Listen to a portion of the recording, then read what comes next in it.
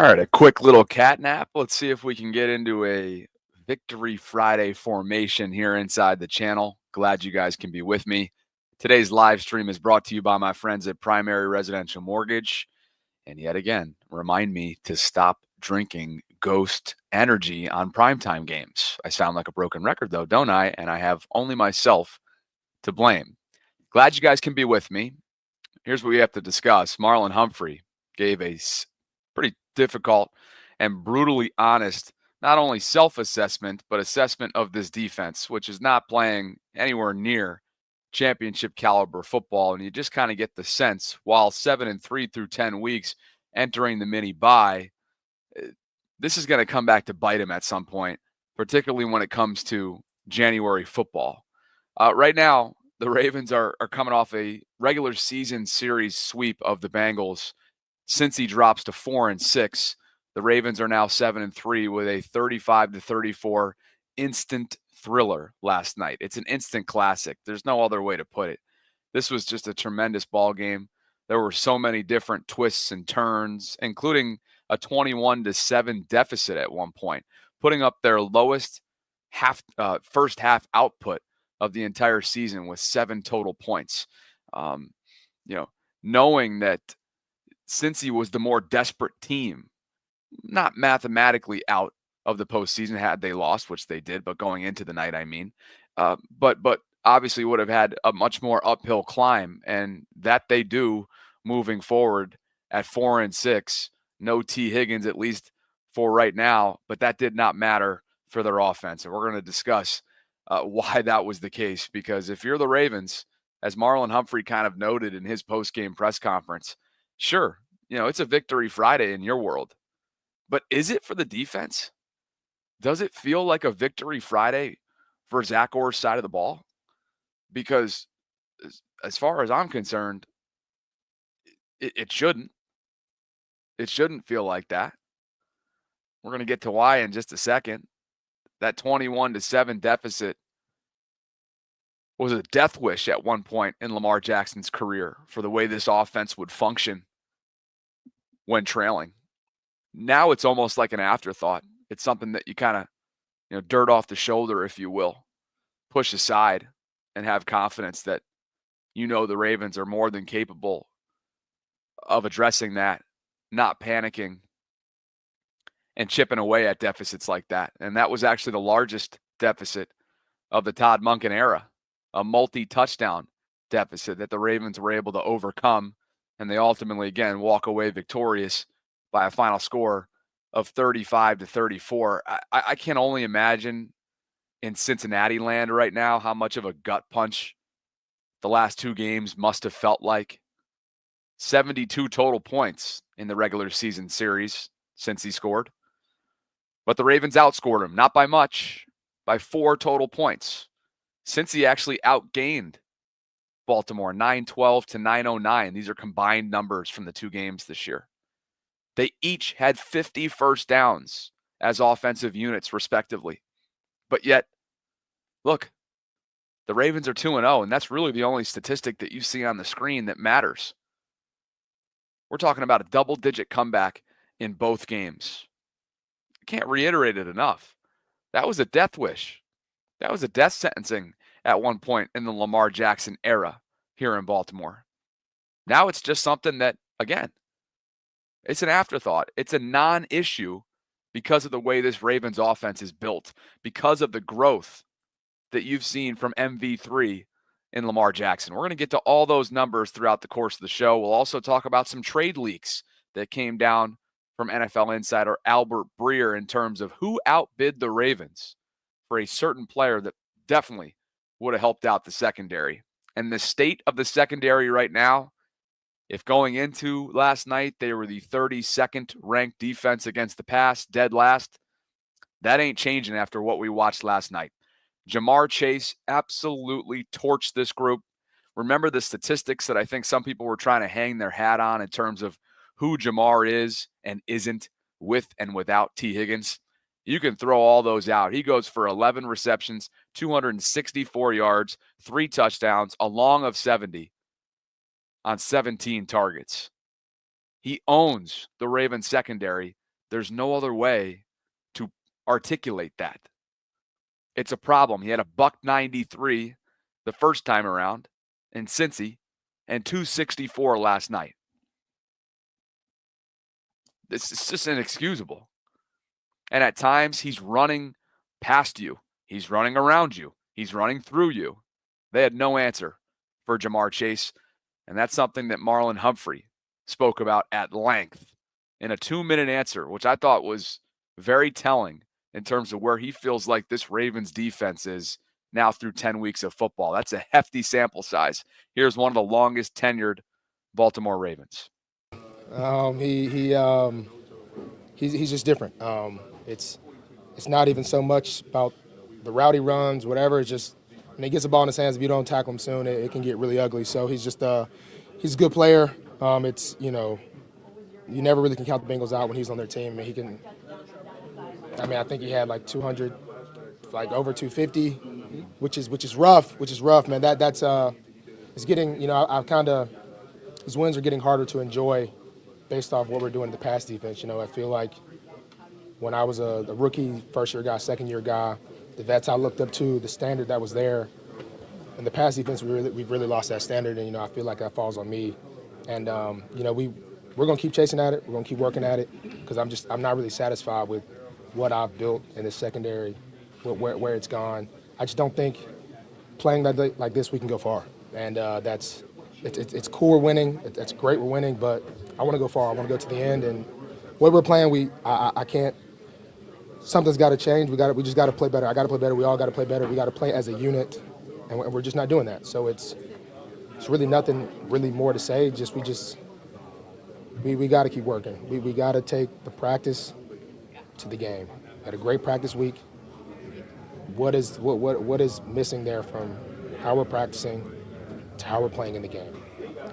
It's become clear that it's something I think each guy has got to look at themselves in the mirror, figure out why are you not playing how you practice something.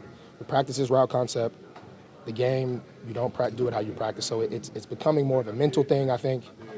But we got to get that fixed. I mean, it's not cool to win a game and you look up and the team has 300 passing every week, and it'd be different if we didn't have no guys that could play. I haven't once heard anybody say we don't have the guys, we don't have the players, we don't have the skill. We're not doing it in practice. It's clear that it's something from when we do that last preparation to the game, what is happening in that span, and we got to figure it out. So it's pretty simple. Marlon Humphrey acting like the defensive leader that he is, 470 yards in total of offense for Cincinnati. Through the air, 421. On the ground, 49. You heard what he had to say. Quote, these wins are getting harder to enjoy based off what we're doing in the pass defense.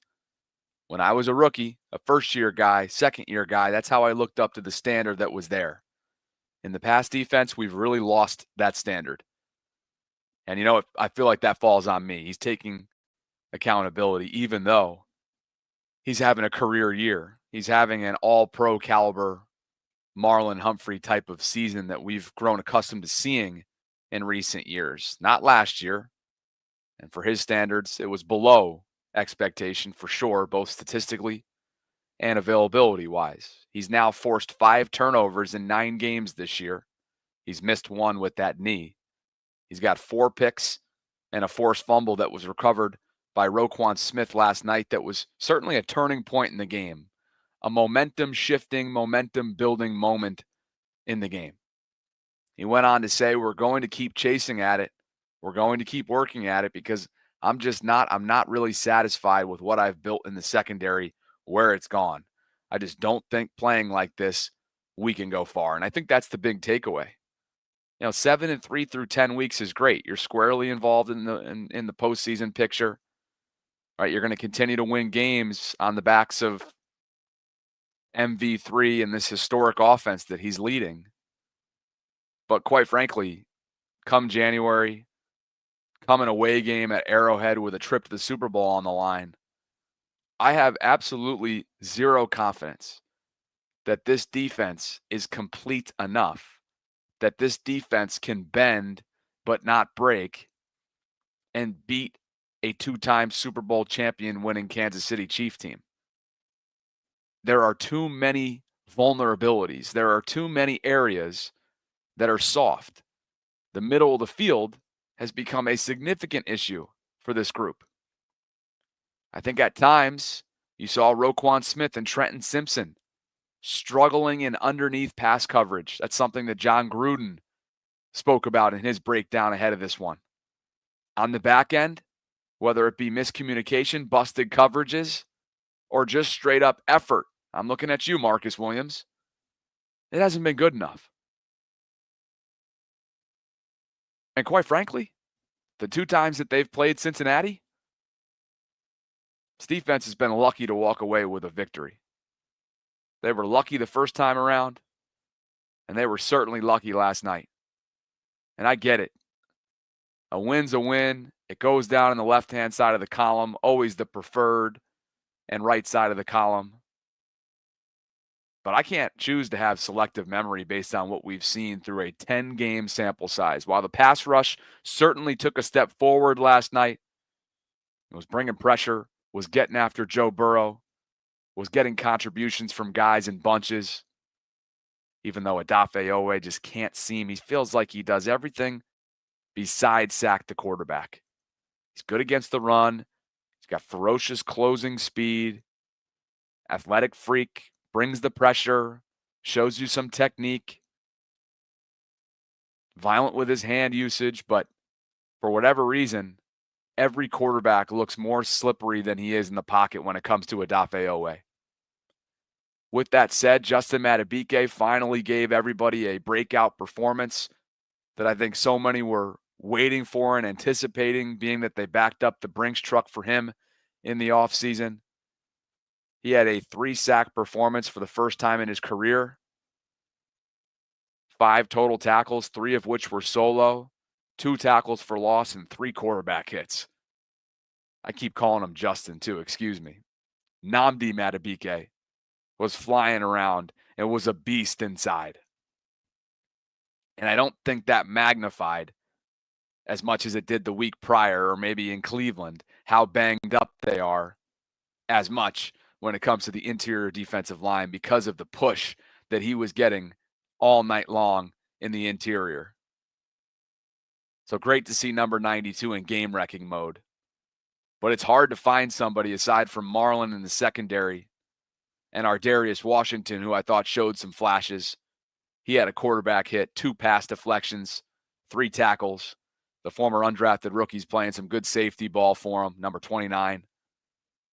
But aside from Ardarius and Marlon and some individual efforts that they gave this team, the secondary is cooked. And I don't know what can change because personnel-wise, unless they're going to ask Tre'Davious White to come in and they're going to jostle around guys from corner to safety and they're going to decrease Marcus Williams' playing time, I don't know how this changes overnight. The trade deadline has come and went. They addressed the offensive side of the ball with Deontay Johnson, and they addressed the defensive side of the ball with Tre'Davious White, who's expected to make his debut November 17th against the Steelers. He did not play last night. He was inactive because of the quick turnaround after being traded on Tuesday. Marlon Humphrey also referred to this team, this defense, I should say, as the, quote, little brothers of the team. And as Jeff notes, that is quite a statement from one of the leaders of a severely struggling unit. Think about that. And for those of you who have been around since the inception of this organization and since the 2000 Super Bowl winning group, what a turn of events. The defense is the little brothers of the team. The defense is the liability of this team. The Ravens were founded on defensive football, and I can only imagine how frustrating it must have been for Ray Lewis to be in the building last night and watch that on-field product defensively. The body language at times is suspect. The back-end coverage and missed assignments and busted coverages and effort being questioned at times. It's just inexcusable across the board. And I think Marlon Humphrey getting up there and taking a stand is refreshing. And it's great to hear Kyle Hamilton do the same at times. And they made an in-season change by bringing in Dean Pease to serve as a senior advisor role for Zach Orr. And they've tried to mix and match schematically here and there. None of it's working. Whatever they're doing internally, it's not working. Sure, you kept Denver to 10 points, but you still gave up well over 300 yards to Bo Nix and company. It's not going to cut it in January. You enjoy 7-3. If you're looking at this and you got your goggles on, you got your purple goggles, and you're upset that I'm being negative Nancy today, I just want you to consider this isn't going to fly in January, and it's going to be a one-and-done exit if this is the defense that shows up for the postseason. They'll cruise on their way to the postseason because they have a historic offense. And this historic offense provides for a great margin for error on the other side of the football, including special teams. We'll get to Justin Tucker later on in the show. But on the flip side, this Ravens defense puts Todd Monken and Lamar Jackson in a position where their margin for error is razor thin. And on days like 2 weeks ago against the Cleveland Browns, an in-division opponent that had nothing to lose and was playing like it, you saw the end result on a pedestrian-like day from the offense. And so inevitably, when Lamar has an average day, which certainly doesn't feel like it's anywhere near happening, but if that were to happen, or Derrick Henry were to have an average day, or pass catchers were to drop 3 balls on third down the way they did a couple weeks ago, you need your defense to go out and hold serve, and they're not capable of doing that right now, and that's the harsh reality. And as a result, you got numbers like this, video game-like numbers like this. 225-plus receiving yards and 2 touchdowns. Jerry Rice and Jamar Chase are the only players with multiple career games with those stat lines. And Jamar's done it against these Ravens. Joe Burrow and Jamar Chase together combined for over 400 passing yards, 4 touchdowns. Of course, Joe, those are his numbers. 264 and 3 touchdowns for Jamar Chase. I'm old enough to remember what he did to the Ravens earlier on in the year. Let's do the math right now. 264 plus 193, 457. Jamar has torched this Baltimore secondary for 457 receiving yards in 2 games. He caught 11 of 17 targets. He finished with 100-plus yards and 1+ touchdown against both split safety shells. That was 6 receptions for 145 yards and 2 touchdowns against those looks. And what about single high coverage? They were giving him a bunch of looks. None of them were working. Single high, 5 receptions, 119 yards and touchdown. He became the first receiver to accomplish this feat in a game since Tyreek Hill in Week 11, 2018 against the Rams. They had absolutely no answer for Jamar Chase. And they only have themselves to blame. Keep in mind, there was no T. Higgins like I already referenced. The numbers in the past told the story. Jamar's a different player without T. Higgins. Not last night, not against this Ravens defense. One of the more pathetic screenshots you will see is this right here from last night. The 67-yard catch and run where he out-efforts the Ravens defense. Roquan and Trenton get beat in the middle. Mollett and Washington were behind the play, not as much on them.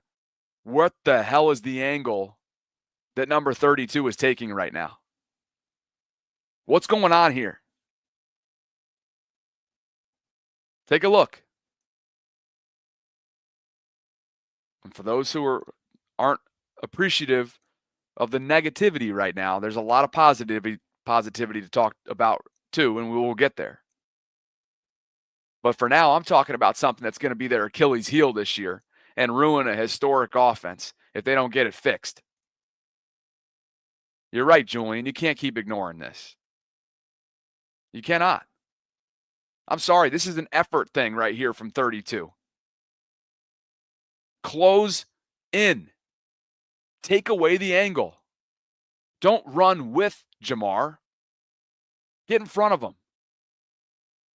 This right here, I hope this is put up on the big screen in film study.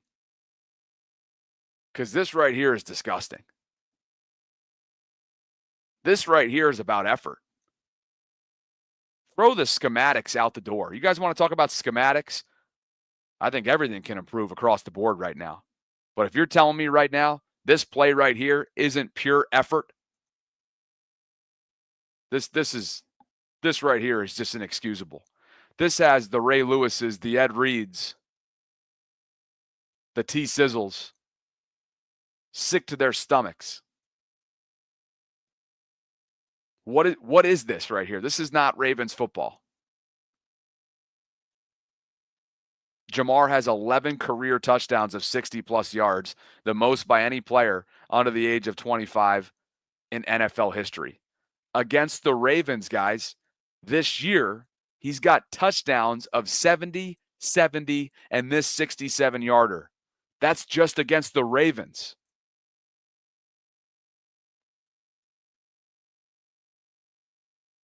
Cam, you're right. You can't coach effort. And the fact that that's even remotely the case right now in Baltimore, you know you got problems. John Harbaugh postgame said he was looking for Jamar and couldn't find him after this one wrapped up. He joked that it was appropriate, alluding to defense's struggles to covering Chase all day. Touché. Of course. Of course it was appropriate that Harbaugh couldn't find him. Nobody could find him the whole gosh darn game. And you know that pettiness that he did walking along the goal line before getting in? Do it all he wants. He can do whatever he wants. He owns Baltimore's secondary, and he acts like it. And he deserves to act petty the way that he did in game. And he deserves to get up at the post-game press conference and say, I'm always open, because he is. He looks forward to playing the Ravens defense. The old times of fearing the Ravens defense, as recently as last year, are long over. Moneybag's ready to see some personnel adjustments. He says, insert Bo Braid for Marcus Williams and TJ Tampa for Brandon Stevens. TJ is unavailable right now. I believe he's on IR. I would like to see Bo get some opportunities. Santiago says, we asking Zero to do too much. He was on one too many times. Roquan had a tough night. And the middle part of the field and the underneath pass coverage continues to be a problem. John Gruden singled that out before this game. And it aged like fine wine. Listen to John if you missed it. Talk about the Ravens linebackers in underneath pass coverage. This was prior to last night. Simpson, number 23, who took over for Patrick Queen. Remember, Patrick Queen was a great linebacker. He left for the Steelers. But Trenton Simpson, young man out of Clemson, number 23, has taken over. And he and Roquan Smith, very physical guys inside, but their underneath pass coverage has had issues. Both of them have struggled at times finding the back, getting to the flat, handling the checkdowns. It's been a struggle. There's a reason why the Baltimore Ravens play a dime defense with only one linebacker on the field. They just haven't had a lot of success with their underneath pass coverage, I think that's something you got to keep an eye on. As much as we love Roquan and as much as we think Simpson is an up-and-coming player, Joe Burrow's going to throw the ball 50 times. That's just my opinion. And these two guys got to handle the passing part of it, the coverage aspect of things, a lot better. Keep an eye on that. Well, that aged fairly well, wouldn't you say?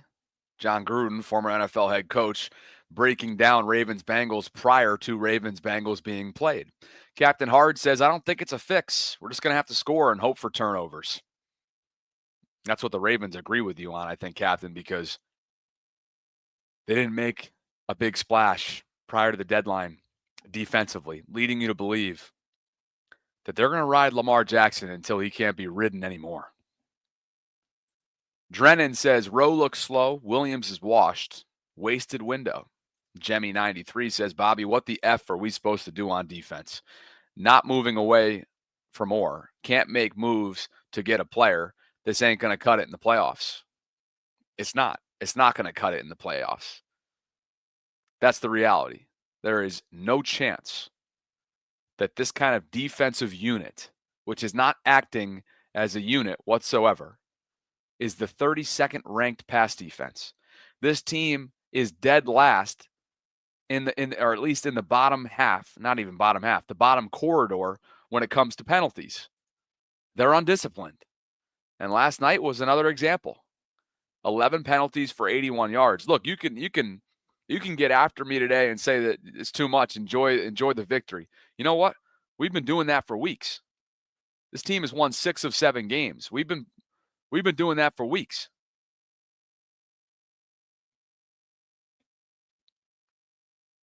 This is a trend, and if you're ignoring it, then it's just gross negligence.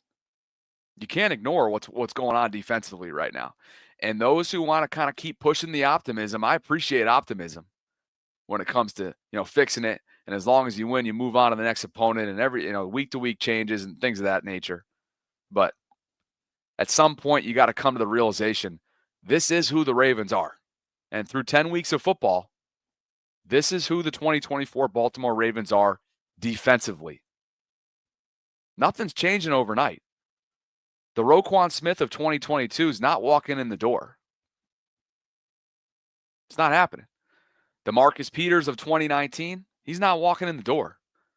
You're getting a guy 13 months removed from an Achilles injury, and Tre'Davious White, who was a healthy scratch the last month in Los Angeles. That's who's coming in the door, defensively speaking. Nobody's coming to bail out this team. They got to look at each other, to the right, to the left. Kind of what Marlon Humphrey was getting at postgame. Today's live stream, I'm so glad you're with me, is brought to you by my friends at Primary Residential Mortgage. There's a lot of great things going on at PRMI right now, and with the holiday season quickly approaching, you may be looking for a way to access extra cash for gifts and celebrations. And if that's the case, I got a solution for you. PRMI's Cash Out Refinance lets you tap into your home equity to access the funds you need for your holiday shopping and festivities.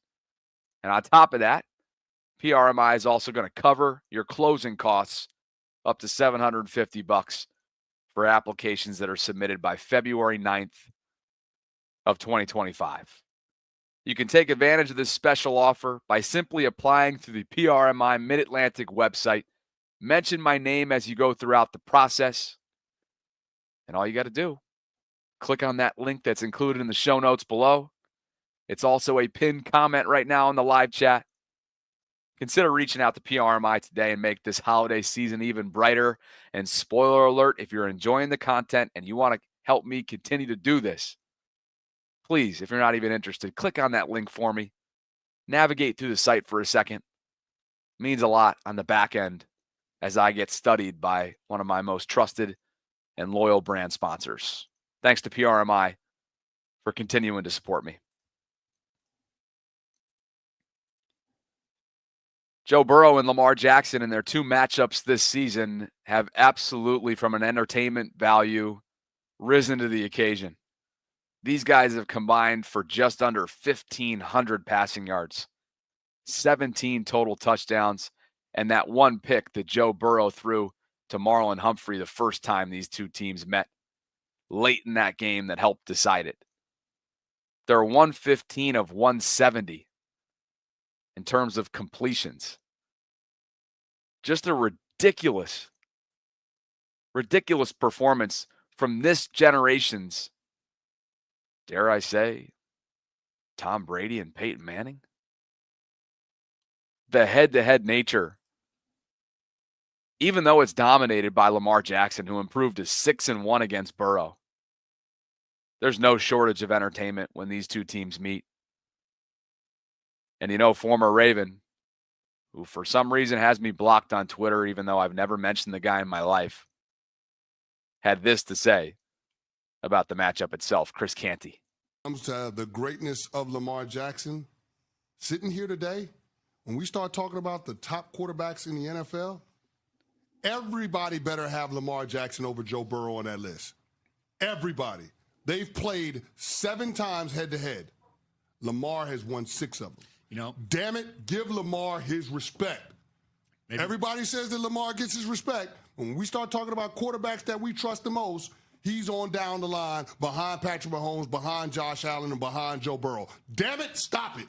Stop putting the guy with frosted tips in his hair in front of Lamar Jackson. Stop it. It's Lamar Jackson in front of Joe Burrow until otherwise notified, because he owns him. I don't know why frosted tips had to take a stray there, but... Man, it's 2024, man. Why are you sitting in a salon for hours getting frosted tips, man? He act like he want to be a Backstreet Boy. Get out of here with that. You can't trust a quarterback like that. Come on, man. Nothing's wrong with being a Backstreet Boy. Maybe he wants it more than that. It's a little black and blue. Jar. We're on Sports Tonight. Canty's perfect for radio. The dude's a loudmouth, but you knew he was going to take that victory lap on the Burrow versus Lamar conversation. There have been 2 instances in NFL history where a quarterback had 30-plus completions, 300-plus passing yards, 4-plus touchdown passes, multiple 40-plus yard touchdown passes, no more than 1 interception, and still lost the game. There have been 2 instances. Those 2 were Joe Burrow against the Ravens that both came this year. The first in week 5, the second in week 10. This is a mind-boggling statistic that has to be next level demoralizing if you're number 9. Got a lot of respect for the way that he handled his post-game media session. I listened to the entire thing last night. Not one complaint with officiating. There could have been 2 calls on that 2-point conversion in the game's final moments. A defensive holding that was textbook, not called. An illegal hands to the face on Burrow, not called. Smacked right in the face mask. And how ironic is it that the flag happiest team that was certainly trying to pad their numbers, Cleet Blakeman's officiating crew, who came into last night averaging over 16 penalties per game, which led the NFL. They also led the NFL in penalty yards per game at over 142. How ironic is it that they actually swallowed their whistles in favor of the Ravens in the game final moments? That's bliss. And I did not have that on my bingo card based on how much laundry was over the field seemingly every other play in terms of the penalties that were racked up on each side. Since he actually played a clean game. And that's where they are statistically. They're disciplined. The Ravens are undisciplined. The Bengals were penalized 3 times for 23 yards. The Ravens, 11 for 81, and at least 1 was declined. 11 penalties for 81 yards, including a horrific first defensive series in which John Harbaugh lost the challenge on a 3-yard gain. I don't know what he was thinking when it comes to risk versus reward of that. He then had to waste a timeout because of, again, being undisciplined, having too many men on the field. Brandon Stevens was called for holding. I thought that was a little ticky-tack, but you can't give him the benefit of doubt anymore because of the rough year that he's having. Brandon did have an interception that was called back because of not getting 2 feet in, even though he had the same foot in 2 separate times. I would love for that rule to be refined between now and the offseason. Or I should say between now and the start of next season. But you get it. While Brandon turned his head around, and it was awesome to see him pick off Joe Burrow in the red zone, it ended up getting overturned. Didn't go in as an interception. But I think when, again, to cut back to what John Gruden had to say this week, when it comes to his assessment of Brandon Stephens, maybe, just maybe, it's a step in the right direction for number 21, who's having some issues this year locating the football. Here is Stephens, number 21, Brandon Stephens. Make a note of Stephens. He has really struggled this year finding the ball in the blind spot. He's playing the receiver. He's in perfect position. The ball's in the air, but he can't find it and play it. He's been beat for a lot of yards. If you just look at the quarterback rating alone against Stephens, it's one of the highest in all of football. I know where Joe Burrow's looking. He's looking at number 21, and Stephens has to be ready to start making some plays on the ball. There's a bullseye on him. Oh, there certainly was. John Gruden was spot on about that, let me tell you. Lamar World, don't do this, Lamar World. Come on. If you know the content, if you know me, you know I'm steadfast. You know I'm consistent when it comes to the content. Lamar World says Bobby's coming off as mainstream media talking about the team who lost more than the team who won the F. Come on, man. Not this morning. I got time this morning. Don't do this. Don't be this fan today. You know I'm consistent with this. And I need you to take off your goggles this morning respectfully and understand that what the Ravens have put on tape is who they are defensively through 10 weeks. They're not going to get to where they want to be with this unit, as Marlon Humphrey put it, as the little brothers of this team. This is not a championship team right now. This is not a complete team. They are a complete offense. They are a championship caliber offense. But if you want to ignore what is the current reality of the state of this team, you can go ahead and do so. But I'm not going to feel bad for you when you're disappointed 2 months from now and there's an early exit in the postseason. MV3. You can pretty much, dare I say, write it in ink at this point. Lamar Jackson was absolutely exceptional. He finished with a quarterback rating of 141.4. He had over 200 passing yards, well over it, 290 to be exact. 4 passing touchdowns, and look at what he did on third down in the second half with crunch time and staring at a deficit. He was 7 for 7. He had 133 passing yards. He had 19 passing yards per attempt. He had 3 passing touchdowns, no picks, and a perfect passer rating of 158.3. If that's not enough, look at where he was at his best and look at the chart. He generated plus 18 expected points added on dropbacks after halftime. That's the second highest mark by a quarterback this season. This is next-gen stats getting deep into the weeds here. Look at the intermediate game, 6 for 7, 81 yards and 3 touchdowns. I love when he dumps it off to Justice Hill for checkdowns, for big gains, always finding the open man. So smooth and decisive in the pocket. And I don't even feel like he's fully healthy right now. He's been on the injury report back-to-back weeks, with whether it was knee or knee and back designations. Didn't do anything to wow you aside from, I don't know, maybe just the play of the year, the ridiculous scramble. He had 7 carries for 33 yards. All 3 iconic plays that Lamar has had, you could argue, have all come against the Bengals. We all remember the his Houdini touchdown scramble in his first MVP campaign his first year as a starter back in 2019. We all remember the Kevin Harlan ragdoll call the first time these two teams met in week 5 when he ragdolled the defensive end and Sam Hubbard before throwing a strike to Isaiah Likely and Cincy. And we all remember just an absurd effort play where he escaped from the pocket, was dead to rights, at least the screenshots would tell you that, around the 30-yard line, and somehow bringing it all the way down to the 1. He is 1 of 1, and he was nearly perfect when trailing last night.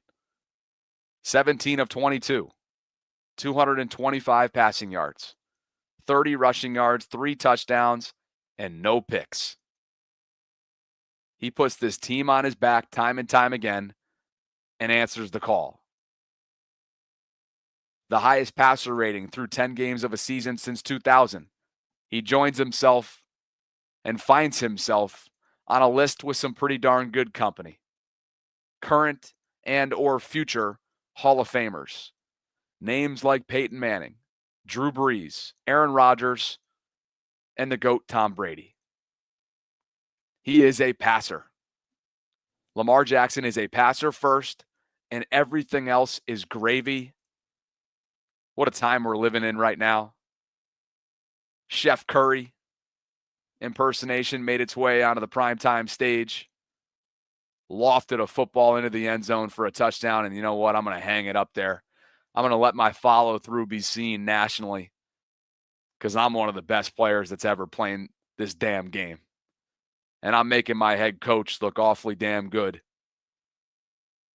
with what a lot of people felt like was an outlandish comment in the preseason, that they have visions of Lamar Jackson being the greatest player, greatest quarterback to ever suit up in the National Football League. Look at his record after his first 10 games throughout the Lamar era in Baltimore. The guy wins at an 80% win rate. 42-18 to be exact throughout this stretch of time and this trend that Kyle picked up on. 8-2 in 2019, 6-4 in 20, 7-3 the last 4 seasons. He has not gotten it done yet in the postseason when it matters. He still has more work to do in January and on into February. But the undeniable reality is that Lamar Jackson is your MV3. And I don't think there's anybody who's more valuable to his team on a yearly basis than number 8 is in Baltimore. Simply put. And when you compare last year to this year, case in point, he's already got as many passing touchdowns this season through 10 weeks as he did in his entire MVP campaign last year. And of course, he's done so in 6 fewer games this year.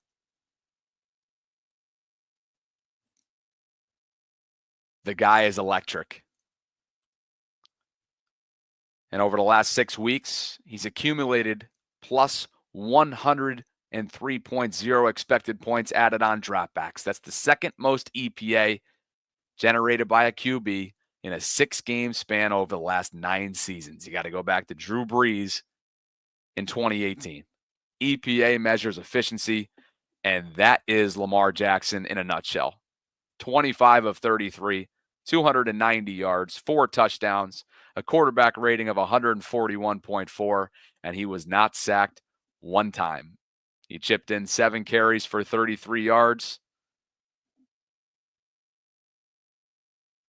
The guy's generational. And maybe most impressively is that he's distributing the football with such variety. Look at what Bo noted here. Tylan Wallace, who led the team in receiving yards last night, 3 receptions for 115 yards, became the 6th different player to lead the Ravens in receiving yardage through 10 games. And guess what? It's the second time.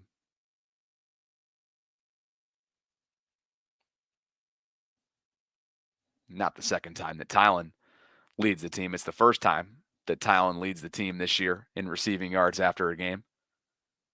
But look at all these different threats. Tylen, Zay, Bateman, Hill, Aguilar, Likely. Isaiah didn't even suit up last night, and the Ravens didn't even blink.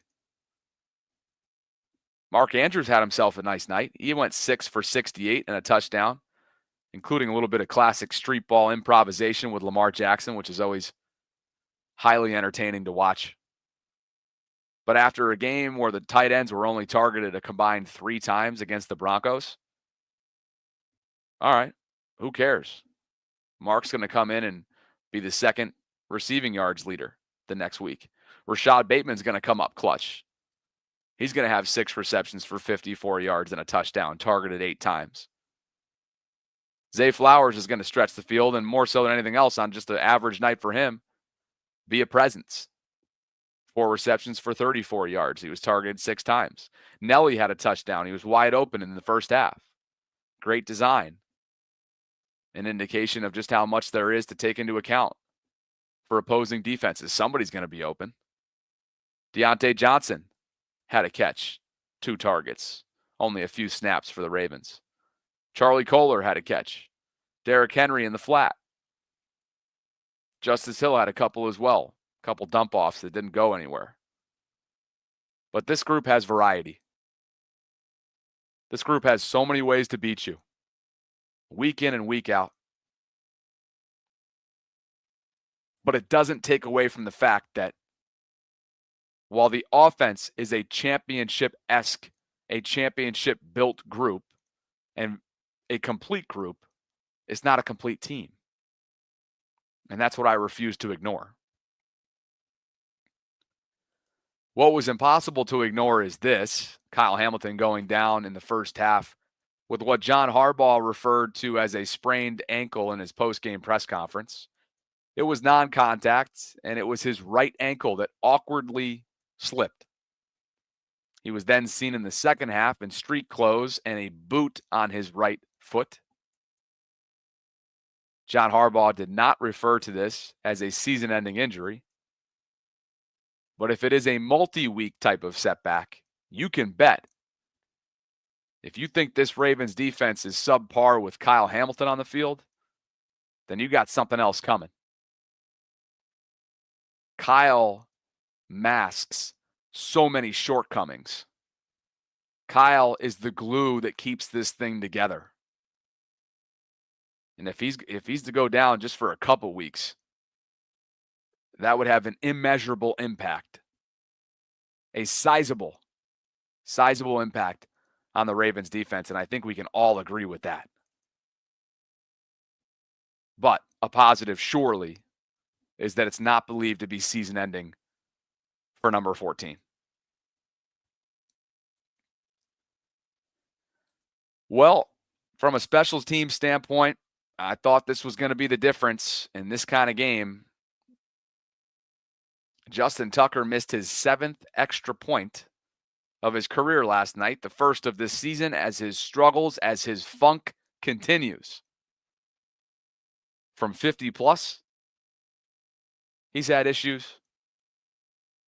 And now he has issues up close. Chip shots, extra points, afterthoughts when it comes to Justin Tucker are no longer guaranteed. And at this point,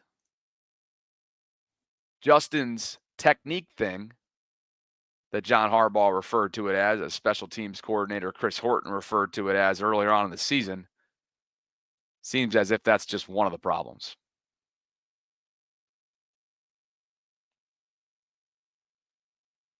The Ravens won a divisional game in which they were penalized 11 times for 81 yards, gave up 264 yards receiving to one player, and missed an extra point. Enjoy it. No win should be taken for granted, and I'm not telling you to go be miserable today, and I hope I'm not coming across as such. But I will tell you that those things, you don't overcome them in January. You just don't.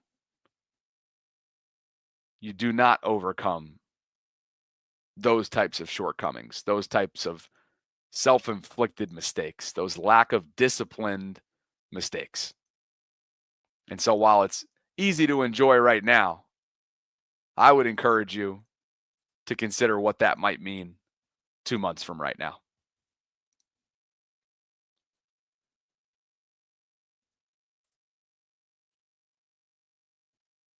Jemmy93 says all these stats are why we're harping on the defense, because if this continues, we're looking at an early playoff exit and all these accolades are for nothing. Benton says ESPN just said no team ever won a Super Bowl with the 32nd ranked pass defense. Precisely.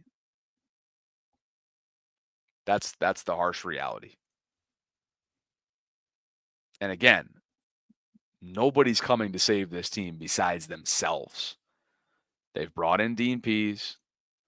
They've brought in Tre'Davious White, who I am not expecting to be a needle mover at this point in his career, especially with the injury history and being 13 months removed from an Achilles tear. The Marcus Peters in-season acquisition in 2019, nothing like that's happening. And certainly nothing's happening like the Roquan Smith in-season 2022 acquisition. And speaking of the trade deadline, while obviously that's passed, the deadline has last week, we learned actually what almost happened, or at least was in the mix to happen prior to the deadline. Albert Breer, as Ingraven tweeted out here on the Amazon Prime broadcast, mentioned that the Ravens got outbid for Marshawn Lattimore and a deal with Calais Campbell fell through at the last minute. Here he is speaking on what happened earlier this week when the trade deadline, Tuesday, 4 p.m. Eastern, came to a screeching halt.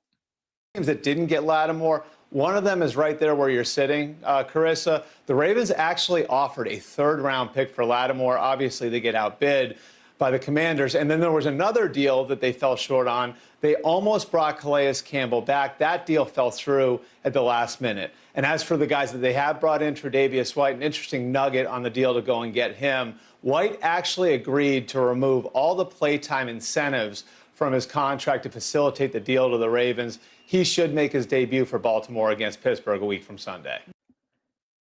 So a deal was in place for Calais Campbell, which would have been somewhat of a boost for the interior defensive line and reuniting with a Walter Payton Man of the Year and just a veteran glue guy that already had a stint and a successful stint in Baltimore. That fell through, and they didn't give enough for Marshawn Lattimore, who goes to the Commanders. And Washington was willing to sacrifice draft compensation, something that the Ravens refused to do. They haven't always refused it. Certainly not in 2022 when they gave up a second for Roquan. But the Saints are getting a Washington third rounder, a Washington fourth rounder, and a sixth in exchange for Lattimore and a fifth rounder. At some point, while I totally respect and admire the Ravens front office for sticking to their guns, having a philosophy from a team building standpoint that has worked for them in the past, I'm sure it'll work for them moving forward.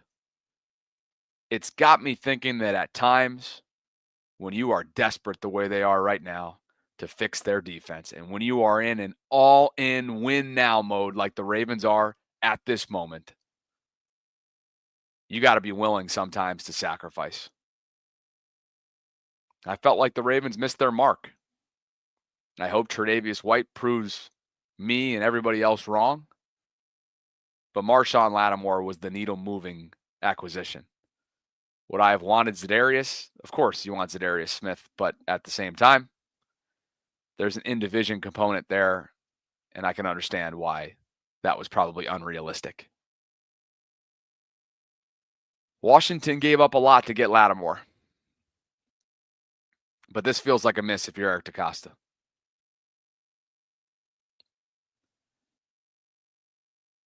the team building and the draft philosophy and the way that they covet their picks is one thing. And I think it's why they're one of the most stable, consistent organizations in the league. But I can't ignore this era of football that they're in right now. There's a window right now. And sure, as long as Lamar Jackson is around, that window will be open. But that window's not always open. And Lamar's a seventh-year player now. And just as any deal does and any situation gets hairy and trickier when your franchise quarterback is on a mega deal the way Lamar is, team building gets trickier and trickier. And nothing's guaranteed. Health isn't guaranteed. Next year, tomorrow, damn it, is not even guaranteed. I wish the Ravens were willing to part with some of their 11 draft picks that they are well stocked up for come 2025 in April. Captain Hard says, do we start White at cornerback just to try something? Never know. Maybe he just needed a new start. Who's White? Am I having one of my no sleep brain farts right now? Who? Oh, Tre'Davious.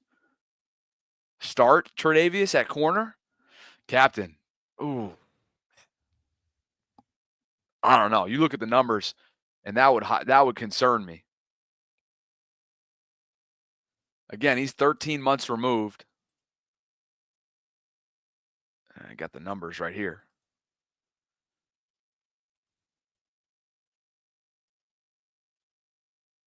Keep in mind, Tre'Davious White is 13 months removed from an Achilles tear. And the numbers in the 4 games that he did play with the Rams aren't great from a PFF perspective. You'd be rolling the dice there to give him that kind of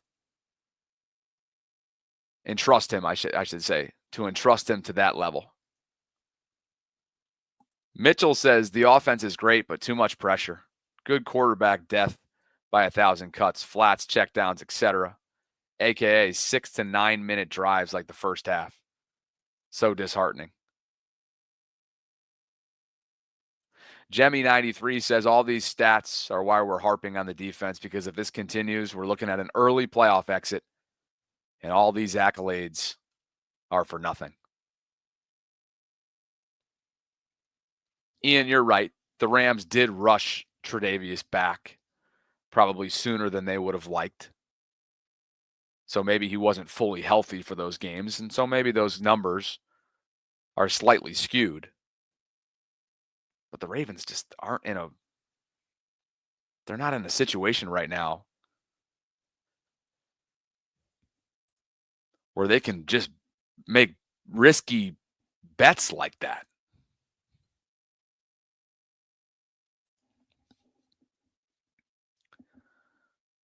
In under 2 hours from right now, Sarah and I will be back for our Friday Ravens lunch hour live stream. I look forward to it. There's plenty to discuss. There's national reaction pouring in. I want to thank Primary Residential Mortgage for supporting the channel, sponsoring this episode. I would love for you guys to click on the link that's included as a pinned comment in the live chat. It would help me out immensely. Please like the video, subscribe to the channel if you haven't already done so. We got more coverage to get to. Santiago, one more like to get 100. I appreciate you. A lot of things need to be addressed over this 10-day mini bye week, if you will, as the Ravens get a little bit of time to look inward, look at themselves in the mirror, and move forward and get ready for the first place Pittsburgh Steelers November 17th at their place on November 17th in week 11. That's what's coming up. I appreciate you guys for dropping by the channel as always. Sarah and I will be with you at 12 noon Eastern over on the Vault side of things. Go check it out. If you're interested in donating to the channel, you can always do so through the YouTube Super Chat feature like so many of you did today. You can also do so through Venmo or Cash App. The free ways of helping me out: liking the video, subscribe to the channel, share with a friend, hit a Ravens group message, hit a Ravens Facebook group. Word of mouth is always fantastic. And I appreciate you guys showing up nice and early this morning. I got to get myself some sleep, but it ain't happening until later on. And that's just the reality of prime time football. Maybe I'll be opening up another Ghost so I can just shake my way through this Friday. Thanks, guys. Catch up with you on the vault in a little under 2 hours from right now. Later.